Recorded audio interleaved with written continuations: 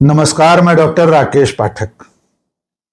आज बात करते हैं भारतीय जनता पार्टी के राष्ट्रीय अध्यक्ष और केंद्रीय मंत्री जगत प्रकाश नड्डा की।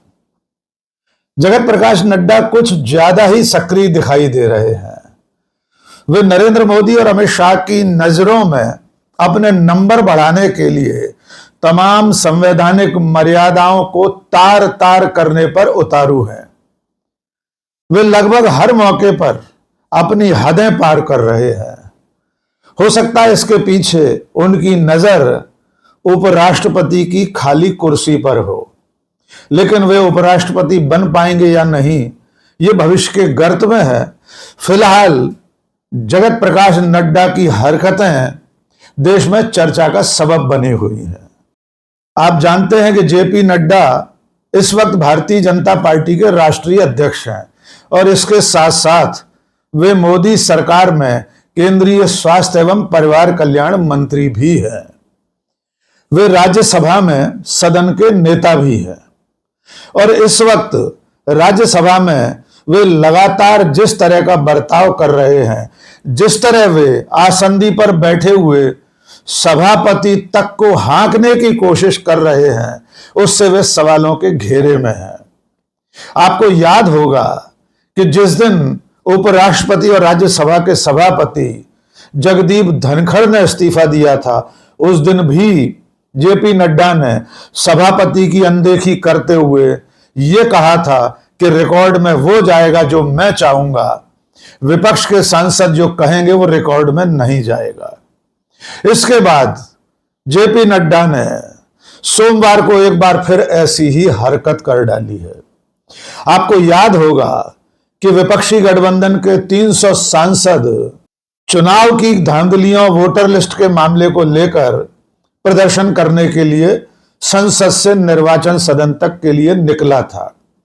इस दौरान सत्ता पक्ष के लोगों ने मनी बिल पर चर्चा शुरू कर रखी थी। प्रदर्शन के बाद जब नेता प्रतिपक्ष मल्लिकार्जुन खड़गे राज्यसभा में पहुंचे, तब इस पर उन्होंने आपत्ति की। उन्होंने कहा कि जिस वक्त सदन पूरा नहीं है, सदन नहीं चल रहा है, पूरा विपक्ष सदन से बाहर है, इस वक्त किसी भी बिल पर चर्चा कराया जाना ठीक नहीं है। मुझे आप क्लैरिफाई कर दीजिए, और यहाँ पर हमारे सदन के नेता भी यहाँ बैठे हैं। जब house is not in order और बिल पास हो रहे हैं, अब अब डेमोक्रेसी में ऐसा नहीं होता। नहीं, आप चर्चा करने के लिए हाउस इन ऑर्डर होना चाहिए, पास करने के लिए भी हाउस इन ऑर्डर होना चाहिए। ये बहुत बड़ा धोखा। ठीक उसी समय जेपी नड्डा जो सदन के नेता हैं, उन्होंने एकदम हस्तक्षेप किया और सीधे फरमान सुना दिया कि रिकॉर्ड में कुछ नहीं जाएगा। जिस बिल पर बात हो रही है उसके सिवा रिकॉर्ड में कोई चीज दर्ज नहीं कराई जाएगी। उस वक्त सभापति की आसंदी पर प्रोफेसर सस्मित पात्रा मौजूद थे और आप कमाल देखिए कि जेपी नड्डा ने अपने अधिकारों से बाहर जाकर, अपनी सीमा से पार जाकर फैसला जैसा सुना दिया कि रिकॉर्ड में कुछ नहीं जाएगा। इसके बाद सभापति की आसंदी पर बैठे हुए सस्मित पात्रा ने उनके आदेश का पालन किया। उन्होंने भी आसंदी से कह दिया कि रिकॉर्ड में कुछ नहीं जाएगा जो बिल से संबंधित नहीं है, और इसके बाद मल्लिकार्जुन खड़गे का माइक ऑफ कर दिया गया। The discussion is going on Manipur bill, and I think anything beyond that should not be recorded and should not go on record. All right, we continue. That should not go on record, which is not part of the. तो आपने देखा कि Bharatiya Janata party के treasury bench की तरफ से मौजूद JP Nadda सभापति से पहले फरमान सुना रहे हैं कि विपक्ष जो कुछ कहेगा, या विपक्ष के नेता मल्लिकार्जुन खड़गे जो बोल रहे हैं, वो रिकॉर्ड में नहीं जाएगा, और सभापति उनके हुक्म का पालन करते हुए, हुक्म की तामील करते हुए वैसी की वैसी बात दोहरा देते हैं। लेकिन यह पहला मौका नहीं था। आपको याद होगा 21 जुलाई को जिस वक्त सदन में पहलगाम वगैरह को लेकर, ऑपरेशन सिंदूर को लेकर विपक्ष के सांसद अपनी बात कह रहे थे, तब भी जेपी नड्डा ने इसी तरह से एक तरफा फरमान सुनाया था कि जो मैं कहूंगा वो रिकॉर्ड में जाएगा, जो विपक्ष के सांसद कहेंगे वो रिकॉर्ड में नहीं जाएगा। हैरानी की बात यह है कि उस वक्त सभापति की आसंदी पर राज्यसभा के सभापति और देश के उपराष्ट्रपति जगदीप धनखड़ मौजूद थे। उस दिन का नजारा भी देख लीजिए। उस दिन जो कुछ हुआ था वो आपको एक बार फिर याद दिला दें। उस दिन सभापति ने कार्य मंत्रणा समिति की बैठक बुलाई थी दोपहर में 12:30 बजे। उसमें जगत प्रकाश नड्डा और संसदीय कार्य मंत्री किरण रिजिजू जी मौजूद थे, लेकिन कामकाज की बात पूरी नहीं हो पाई तो सभापति धनखड़ ने शाम को 5:30 बजे फिर से बैठक बुलाई थी, लेकिन उस बैठक में सत्ता पक्ष की ओर से नड्डा और किरण रिजिजू जी मौजूद नहीं रहे और उसके बाद रात 9 बजे उपराष्ट्रपति जगदीप धनखड़ का इस्तीफा देश के सामने आया।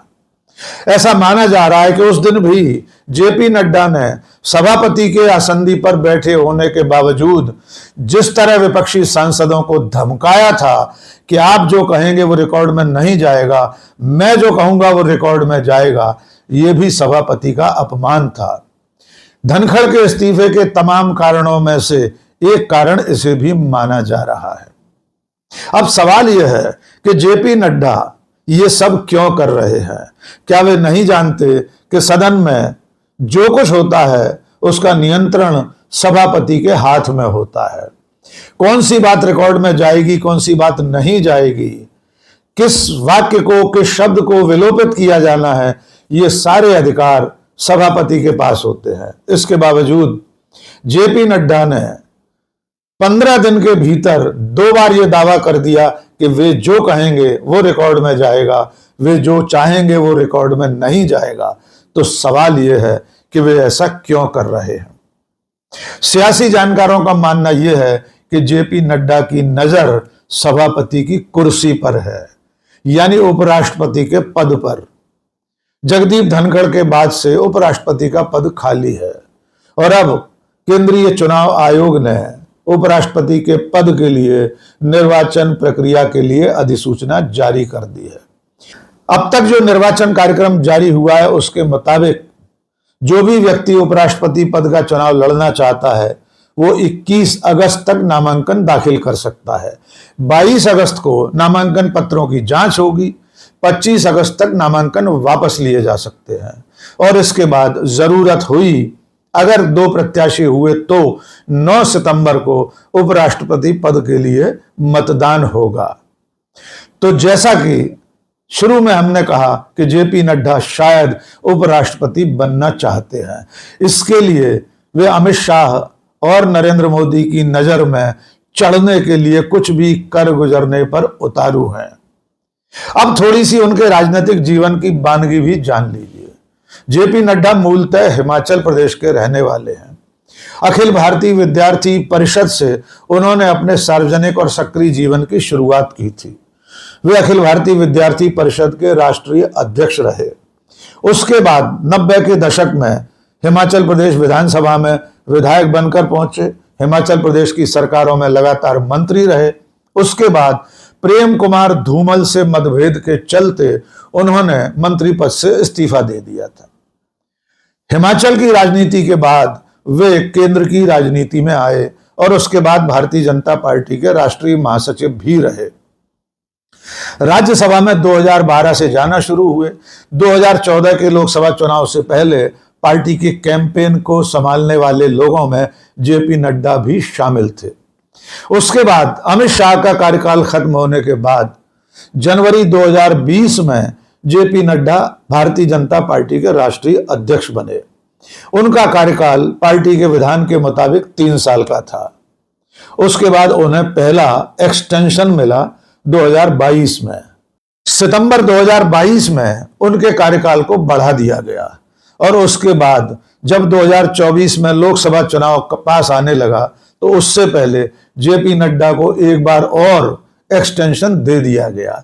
भारतीय जनता पार्टी बनने के बाद से आज तक पार्टी के इतिहास में ऐसा पहली बार है कि किसी राष्ट्रीय अध्यक्ष को 2-2 बार सेवा विस्तार दिया गया हो। वे इस वक्त पार्टी के कार्यवाहक या कार्यकारी अध्यक्ष हैं और भारतीय जनता पार्टी अपना नया राष्ट्रीय अध्यक्ष चुन नहीं पा रही है। नरेंद्र मोदी और अमित शाह अपनी मर्जी का राष्ट्रीय अध्यक्ष चुनना चाहते हैं, लेकिन राष्ट्रीय स्वयंसेवक संघ इस बार मोदी शाह की कठपुतली के नाम पर तैयार नहीं है। इसलिए अब जेपी नड्डा जानते हैं कि अब उन्हें तीसरी बार पार्टी के अध्यक्ष के रूप में न तो विस्तार मिलेगा, न वे दोबारा अध्यक्ष बन सकते हैं। इसलिए उनकी नजर उपराष्ट्रपति पद पर है। देखना है वे उपराष्ट्रपति बन पाते या नहीं, लेकिन फिलहाल जिस तरह वे सभापति की आसंदी का अपमान कर रहे हैं, संवैधानिक प्रावधानों का, परंपराओं का, सदन की गरिमा का लगातार उल्लंघन कर रहे हैं, वे लगातार ये साबित कर रहे हैं कि राज्यसभा में वे जो चाहेंगे वो होगा, वे जो चाहेंगे वो रिकॉर्ड में जाएगा, जिसे वे नहीं चाहेंगे उस सांसद की कोई बात राज्यसभा के रिकॉर्ड में नहीं जाएगी। कुल मिलाकर जेपी नड्डा अपनी हदें पार कर रहे हैं, शायद उपराष्ट्रपति बनने के लिए। आज के इस वीडियो में बस इतना ही। बहुत बहुत शुक्रिया। जय हिंद।